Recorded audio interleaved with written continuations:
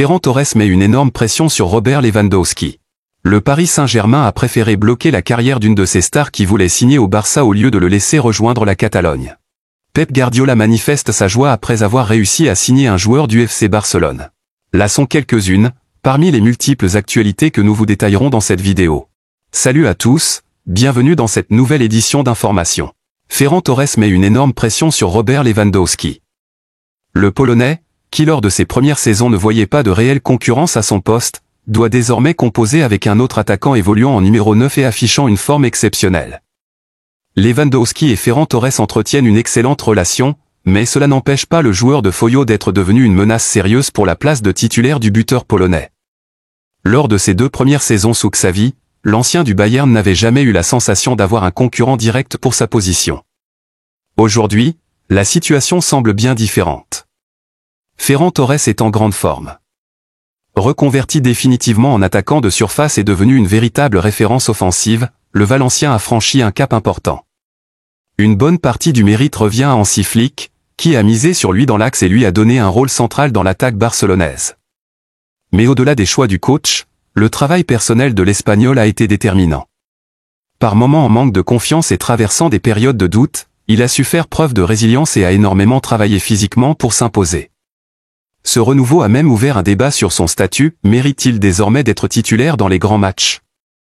Lewandowski, malgré cette montée en puissance de son coéquipier, conserve un statut important et affiche des statistiques impressionnantes, à la hauteur de ses meilleures années.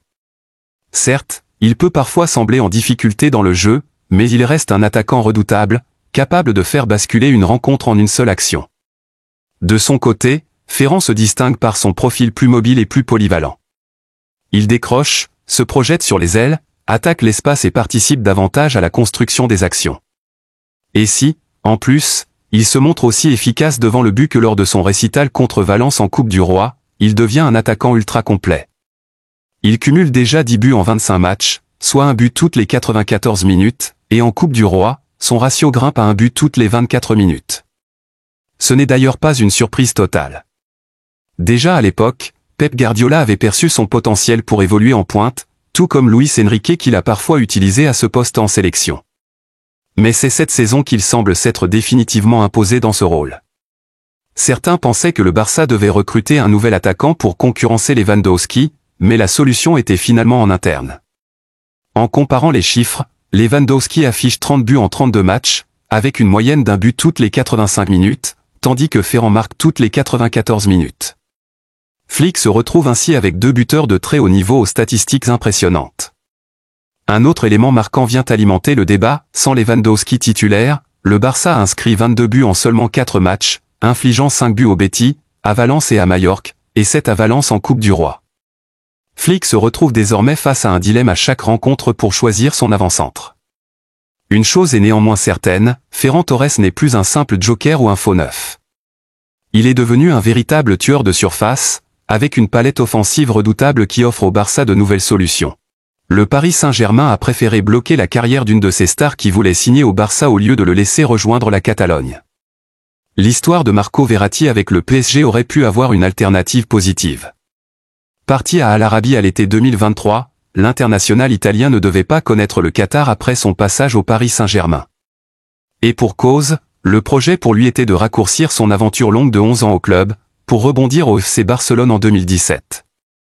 À l'été 2017, le Paris Saint-Germain a sorti le chéquier et n'a pas lésiné sur les moyens afin de laver l'affront subi en Ligue des Champions au Camp Nou le 8 mars de l'année en question.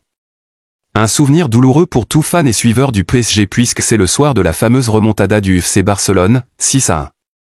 La première élimination en 8e de finale de l'ère qatari en Ligue des Champions en grande partie à cause de Neymar, auteur d'un doublé ce soir-là. Pendant le mercato estival, le Paris Saint-Germain décidait de lever sa clause libératoire de 222 M € incluse dans son ancien contrat au FC Barcelone afin de le recruter dans la capitale. Neymar fut suivi de Kylian Mbappé notamment avec Dani Alves. Néanmoins, Marco Verratti, référence du milieu de terrain du Paris Saint-Germain à l'époque aux côtés de Blaise Matuidi et de Thiago Motta, aurait pu faire le chemin inverse. Pendant son passage sur la chaîne YouTube, Passe D, l'éditorialiste de RMC Daniel Riolo a confirmé les informations sur le transfert avorté de Marco Verratti au FC Barcelone. J'ai l'habitude de dire que 2017 a été un virage pour lui. C'est le moment où il veut aller au Barça et qu'on l'empêche d'y aller. Selon le journaliste, les dirigeants parisiens n'avaient pas toujours digéré l'humiliation reçue en Ligue des Champions par le Barça cette même année sous le lourd score de 6-1. Donc, l'envoi d'un de leurs meilleurs éléments en Catalogne était inimaginable, peu importe le prix. Sous le choc, Marco Verratti avait perdu en intensité. La joie de Guardiola après avoir signé un joueur du FC Barcelone. Pep Guardiola, l'entraîneur de Manchester City, n'a pas caché sa satisfaction après l'annonce de sa dernière recrue.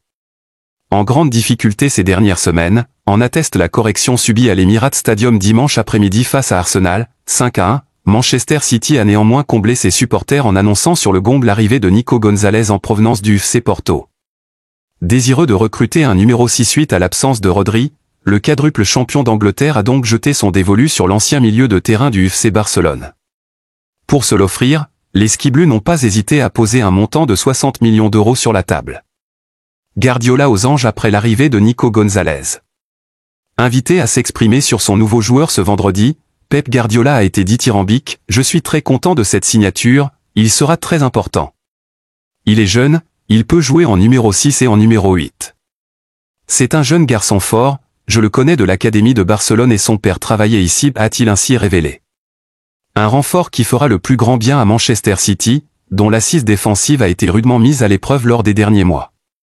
Reste à savoir si l'Espagnol fera ses débuts demain à l'occasion du 4e tour de la FA Cup face à Leyton Orient.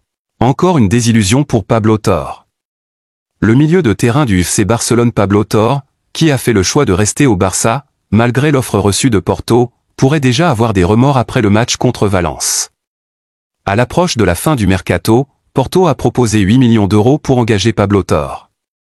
Le joueur, qui avait la possibilité de s'installer au Portugal pour remplacer Nico Gonzalez et relancer sa carrière, a refusé l'offre afin de rester au Barça, espérant obtenir du temps de jeu selon les besoins de l'entraîneur. Cependant, cette décision pourrait s'avérer être une erreur.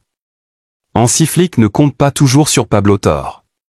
La dernière apparition de Pablo Torre remonte au 26 janvier dernier lors d'un match contre Valence, dans des circonstances particulières.